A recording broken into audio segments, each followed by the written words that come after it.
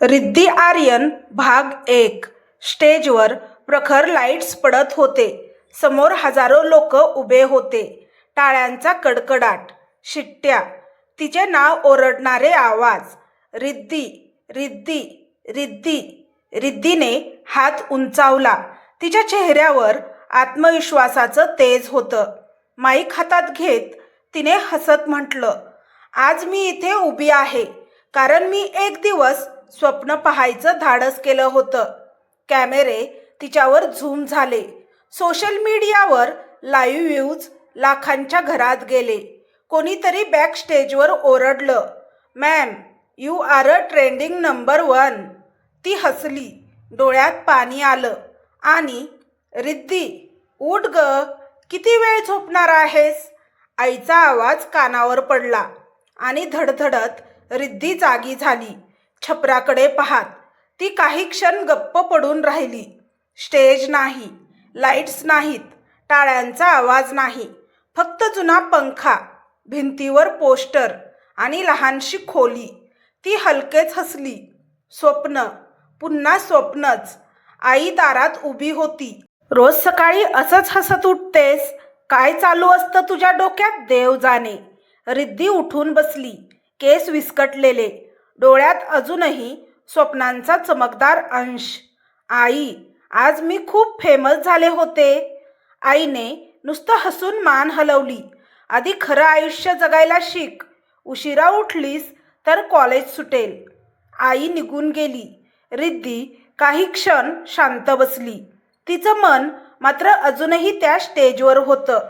मी का नाही? स्वप्न पाहणं एवढा मोठा गुन्हा आहे का? एक दिवस मी हे स्वप्न पूर्ण करणार. रिद्धी मध्यमवर्गीय कुटुंबातील मुलगी. वडील साधी नोकरी, आई घर सांभाळणारी. पैसे मोजून खर्च करण्याची सवय. स्वतःसाठी फारसं काही मागायची हिंमत रिद्धीने कधी केली नव्हती. पण तिचं स्वप्न खूप मोठं होतं. ती आरशासमोर उभी राहिली. माईक हातात असल्यासारखा अभिनय करू लागली. नमस्कार मित्रांनो, मी आहे रिद्धी. तिच्या ओठांवर नकळत हसू आलं. कॉलेजला निघताना तिचा फोन वाजला. स्वरा, लहानपणीपासूनची मैत्रीण. लहानपणी दोघी रोज एकमेकींकडे यायच्या. स्वराचं घर म्हणजे रिद्धीचं दुसरं घर. आर्यन, स्वराचा भाऊ, तो कायम शांत, पुस्तकात डोकं घालून बसलेला. रिद्धी आणि स्वरा खेळताना तो दूर उभा राहून पाहायचा. रिद्धी त्याला छेडायची, ए आर्यन, एवढा गप्प का? कधीतरी हसत जा. तो फक्त हसून मान हलवायचा. त्या वयात रिद्धीला कळलंच नव्हतं. त्या शांत नजरेत किती खोल भावना लपल्या होत्या. कॉलेज संपल्यावर रिद्धी थेट घरी आली. आई भाजी कापत होती. आई, मी एक व्हिडिओ बनवला तर चालेल का? आईने संशयाने पाहिलं. काय नवा उद्योग? फक्त बोलणार आहे कॅमेऱ्यासमोर. आई काही बोलली नाही. रिद्धीने मोबाईल उचलला.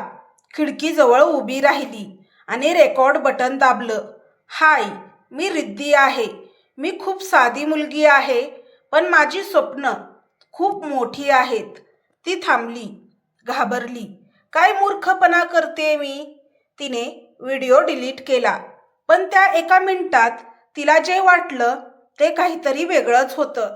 रात्री जेवताना बाबांनी सहज विचारलं, पुढे काय करायचंय तुला? रिद्धी गप्प राहिली. आईने उत्तर दिलं, काही नाही, लग्न लवकर करूया.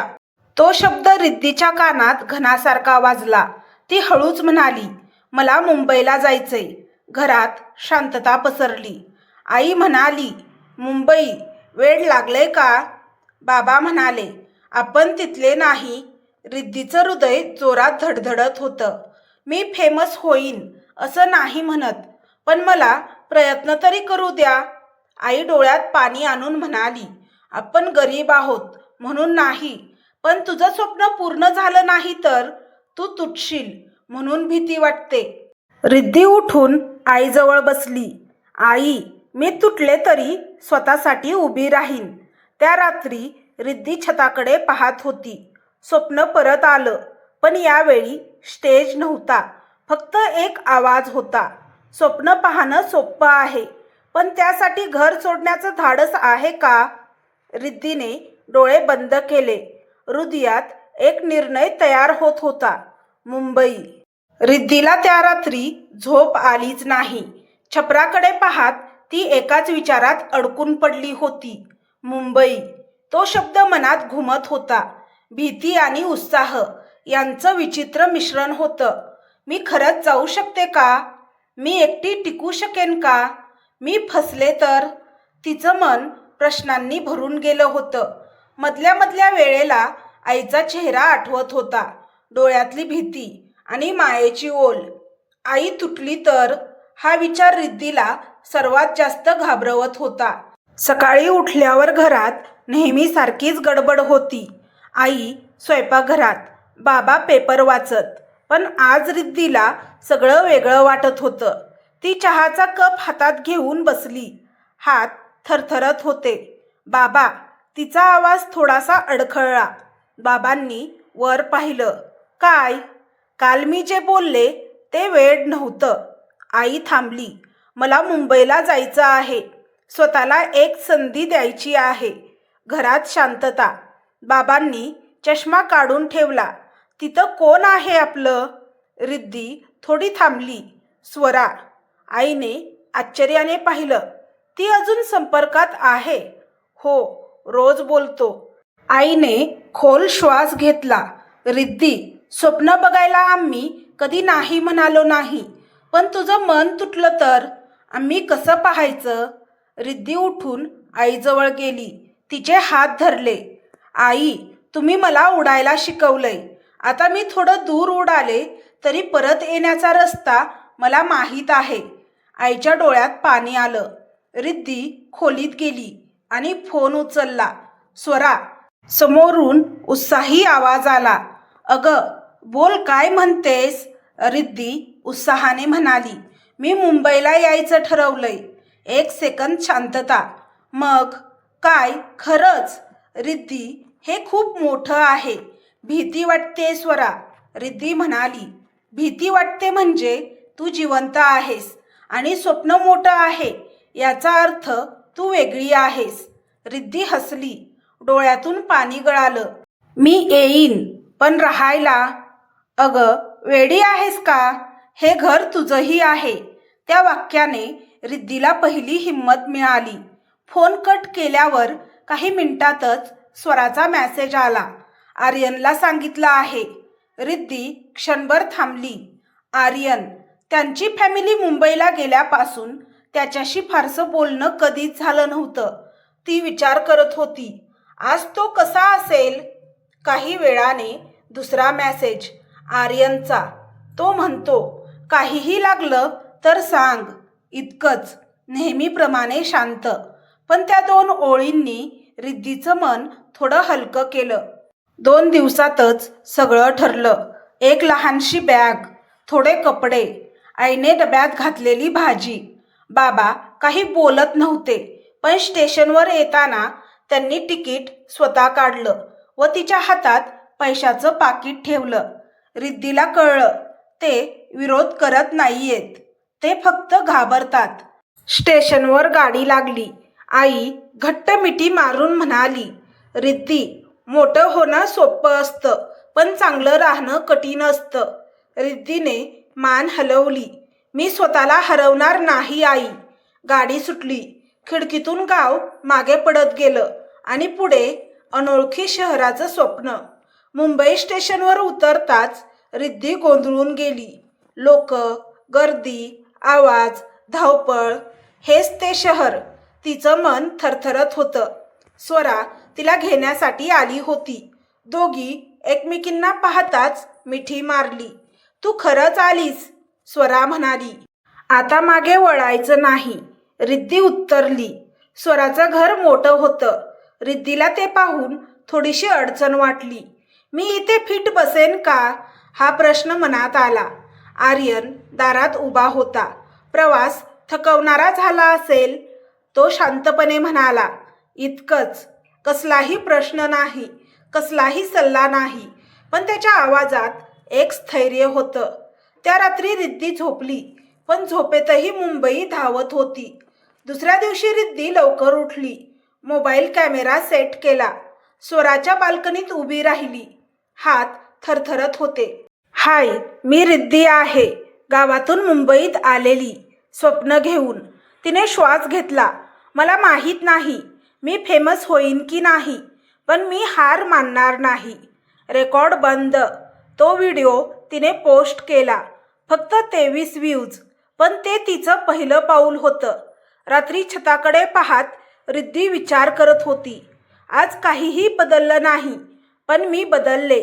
आईचा चेहरा आठवला, बाबांचा शांत पाठिंबा आठवला, स्वराची मैत्री, आर्यनचा आधार आणि एक अनामिक भीती. पुढे काय? पण त्या क्षणी मनात एक वाक्य उमटलं, स्वप्न पूर्ण होण्याआधी स्वतःवर विश्वास बसायला हवा. रिद्धी हसली. मुंबई तिची परीक्षा घेणार होती. फोन वाजला. Unknown number. हॅलो. समोरून आत्मविश्वासपूर्ण आवाज. हाय, मी तुमचा व्हिडिओ पाहिला. तुमची स्क्रीन प्रेझेन्स खूप चांगली आहे. आपण भेटायला हवं. रिद्धी स्तब्ध झाली. तुम्ही कोण आहात? कबीर. फोन कट झाला. रिद्धी खिडकीत उभी राहिली, मुंबईच्या दिव्यांकडे पाहत.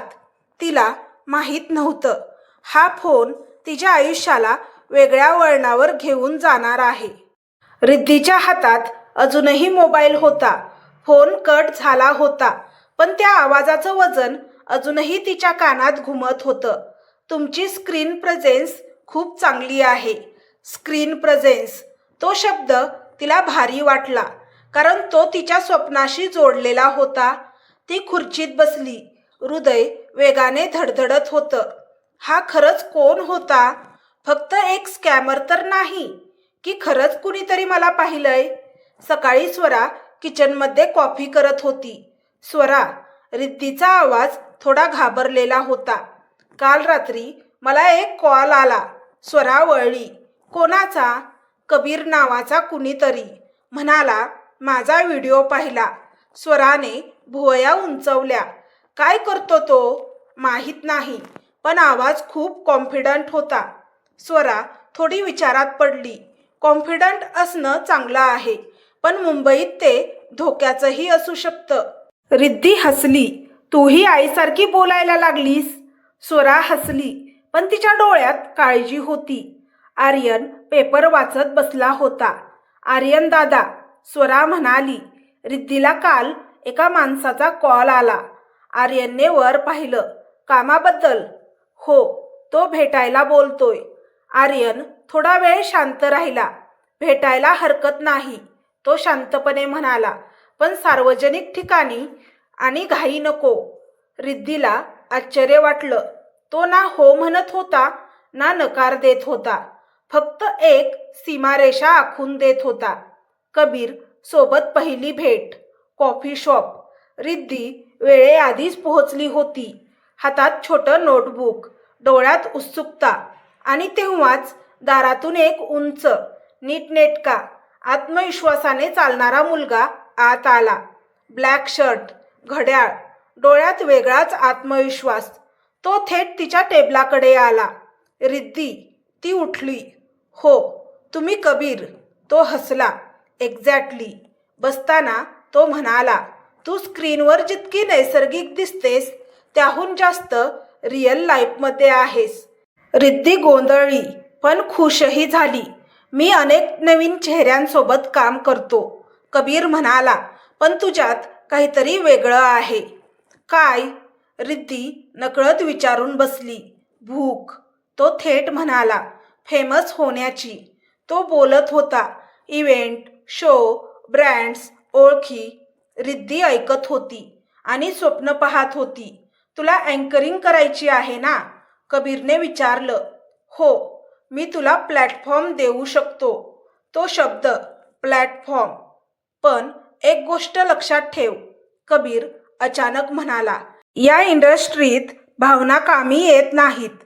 इथे फक्त स्मार्ट लोक टिकतात.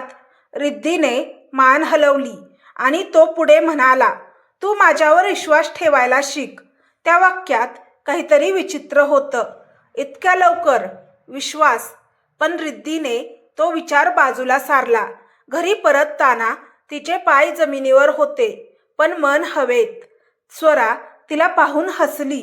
आज कोणीतरी आनंदात दिसतंय. रिद्धी लाजली. तो म्हणाला, मी पुढे जाऊ शकते. आर्यनने दुरून पाहिलं. तो काही बोलला नाही, पण त्याच्या चेहऱ्यावर एक हलकीशी चिंता उमटली. 2 दिवसात कबीरने रिद्धीला एका छोट्या इव्हेंटसाठी बोलावलं. फक्त ओपनिंग लाईन, तो म्हणाला, पण कॅमेरे असतील. रिद्धी थरथरत होती, पण स्टेजवर गेल्यावर ती बदलली.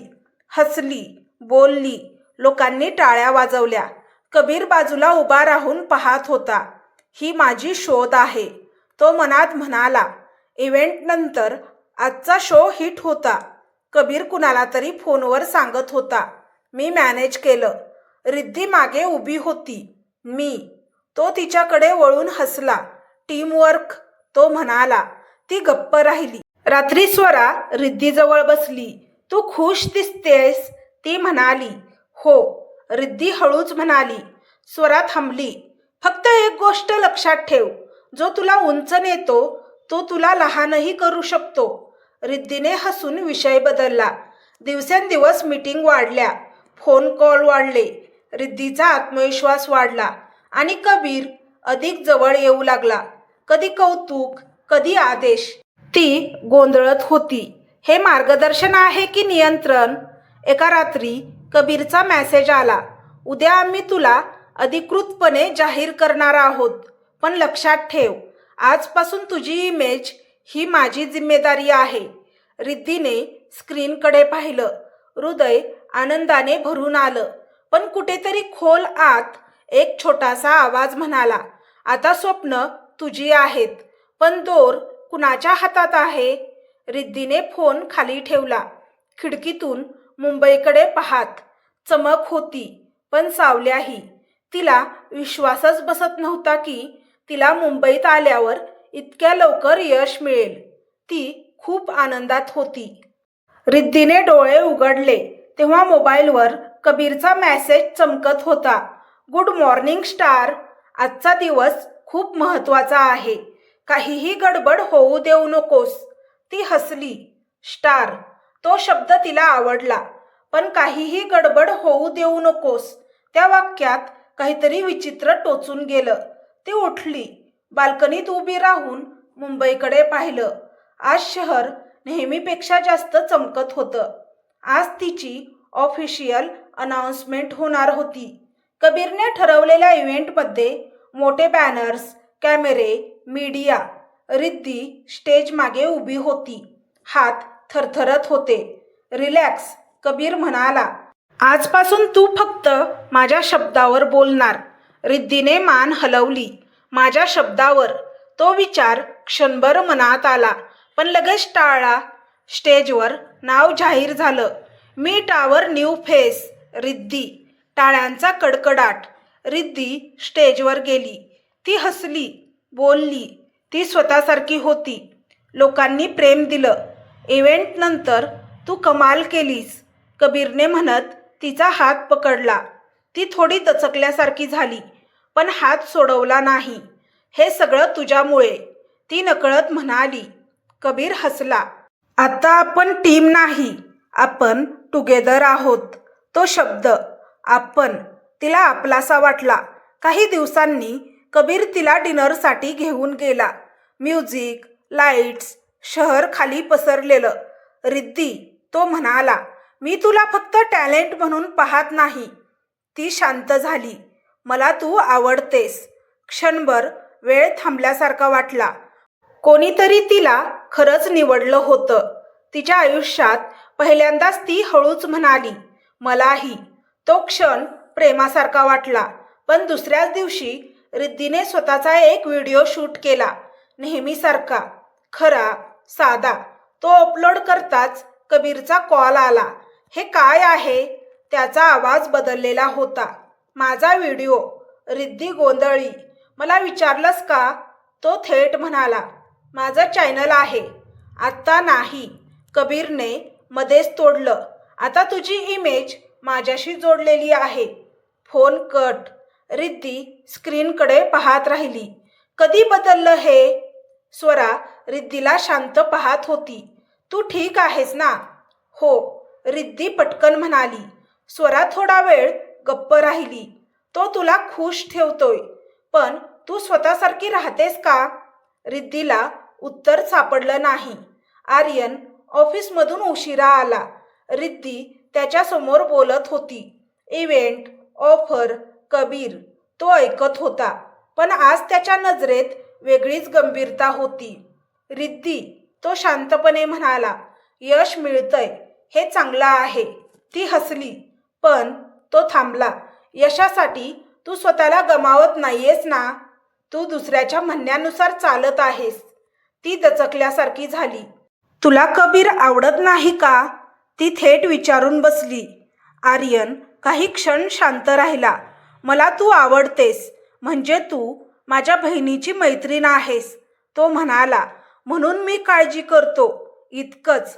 काही दिवसांनी कबीरने रिद्धीला सांगितलं, आता तुझं ड्रेसिंग, पोस्ट, इंटरव्ह्यू सगळं माझ्या टीमकडून जाईल. म्हणजे? रिद्धीने विचारलं. म्हणजे? तो हसला. तू मोठी होणार आहेस. पण तिला हसू आलं नाही. रिद्धी रात्री झोपली नाही. तिने स्वतःला आरशात पाहिलं. मी अजूनही मी आहे का? तिने स्वतःलाच विचारलं. मोबाईल वाजला. कबीरचा message. Don't overthink, trust me. तुझ्या आधीचे जुने व्हिडिओ चॅनलवरून डिलीट कर. तिने फोन खाली ठेवला आणि अचानक बालपणीचा आवाज आठवला. आर्यनचा. तू जे आहेस तेच खास आहे. डोळ्यात पाणी आलं, पण रिद्धीने तिचे जुने व्हिडिओ डिलीट केले. पहिल्यांदाच तिने स्वतःच्या आवाजावर स्वतःच बंदी घातली आणि मुंबईच्या त्या गोंगाटात एक प्रश्न हळूच उमटला.